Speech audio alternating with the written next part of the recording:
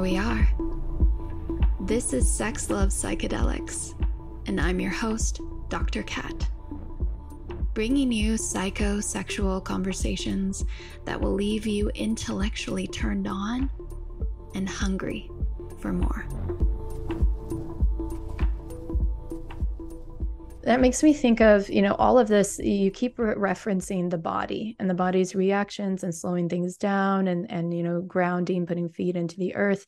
I think this is a monumental conversation to bring in this body piece. As much as there's the mental aspect, the intellectual aspect, this body piece. And I think that's what's missing so much in the conversation around consent.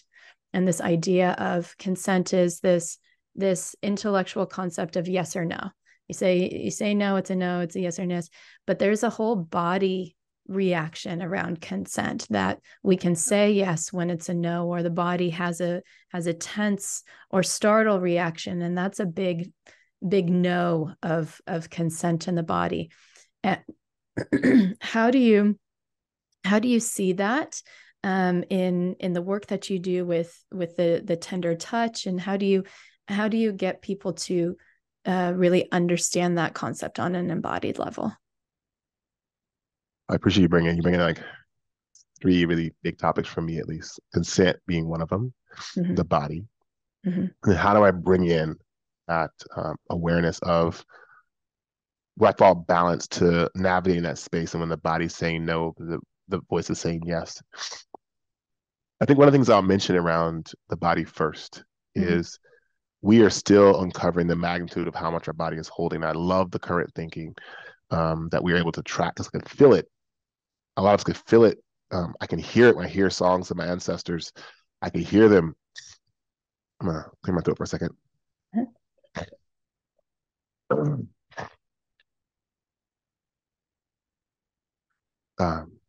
Thank you. Mm-hmm. I can feel it when I hear them sing. I can feel it, so having evidence now that our DNA is more aware and more carrying these trauma stories is huge. But one of the most important things is that one of the trauma stories of the Black brute is to go numb.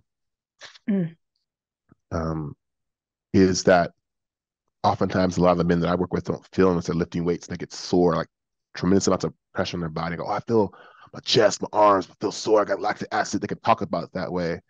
But when they're feeling upset from a heartbreak or losing their job or a car accident, what it might be, of course, a death in their family, and I say, well, how does your chest feel now? Oh, I don't feel anything in my chest. And we say, oh, how does your arms, how's your legs feel? How does your back of your neck feel? Is this go down to your whole back? What can we notice?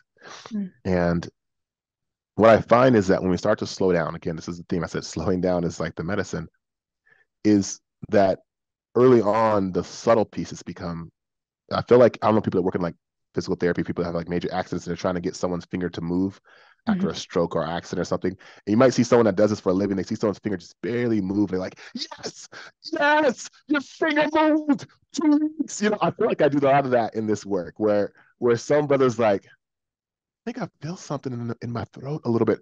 I don't get loud in the moment in my mind, right? Somebody TEDx talk in my mind, a lot of my mind, like, that's not that. Well, slow that down. What can we feel when you feel embarrassment? Well, so it's that moment, right? So what happens is we build on all these kind of just muscles. We're not trying to make imagining things, but just really notice how much our body's so interactive. And that's why it's important for us to take off our shoes and walk barefoot on the Mojave Desert earth.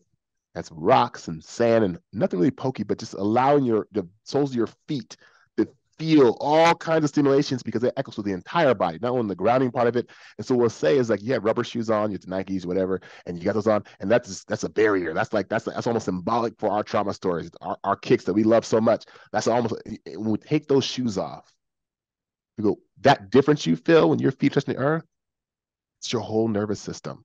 Right now, you got a pair of Nikes. Don't sue me. You got a pair of Nikes over your whole nervous system. You got a pair of Jordans over your whole nervous system. We got to take them off and get that with the earth. And that is our medicine. Now, what's important to note is that when we teach consent to brothers that are chronically undertouched, they barely hear it. They hear it as constriction, as less touch for them, as confusion. But a brother that gets to a place of touch balance, it is so profound how all the consent thinking makes perfect sense on his nervous system. And it's easeful for him to follow the good thinking around it. And I think it's almost one of those moments I always track how hard it would be for myself if I was, like I said, coming off of like starving, off of being lost in the woods or in the desert, and you take me to a buffet and you go, hey, you smell that amazing food you haven't eaten in like weeks. You know what? I will just stand here and just smell it. Don't you touch it. Don't you grab a little. Don't get a water, just with your chapped lips and your just sit and look at it. For the chances of me being able to maintain that are a lot less than if I went to a medical facility and they nourished me and they tended to my system. They got all my blood work done, and I'm finally at balance. I go to the same buffet and I can smell the good food. They say, Aaron, don't eat the food. Just observe it just for a moment, maybe for a couple of hours. And I'm like, not a problem. I'm good because I'm nourished. It's not justifying the starting version stealing, but just noticing how much different it is to teach one that's balanced and to teach one that's not. And there's a way that a lot of folks are in that starving state, going to clubs, going to relationships, being parents, and they have no one's raising their hand going, you've been lost in the forest emotionally. You are starving. You've been cracking a touch for 30 years. Now you just got married. You're about to pour out your entire 20-year needs on this partner that has no clue what's coming. No clue what's coming. So that's the place where I think I track the consent piece. I track the bodies. Can we feel that longing in our body? Can we feel the hunger in our nervous system? I know the scientific term for under touch is skin hunger. I think it's a very well said thing. It's like a skin hunger. So it doesn't sound scientific, but it's accurate. And I love to name it that way because it's so on point of like what the body is asking for when it's been deprived of such a basic human need and right in so many ways. Wow. Well, that was fun. Thanks for tuning in, lovers. And if you want to experience more ecstasy and sexual liberation, head over to sexlovepsychedelics.com and learn about how you can join me for any one of my online or live events. And while you're there, grab my free guide on sex and psychedelics. Remember, this podcast is for entertainment and educational purposes only.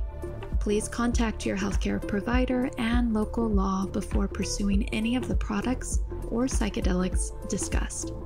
And one final note here. I make this show specifically for you. If you're loving the show, then be sure to leave me a review in iTunes or Spotify to let me know. Happy to be here and happy to serve. I'll see you next time on Sex Love Psychedelics.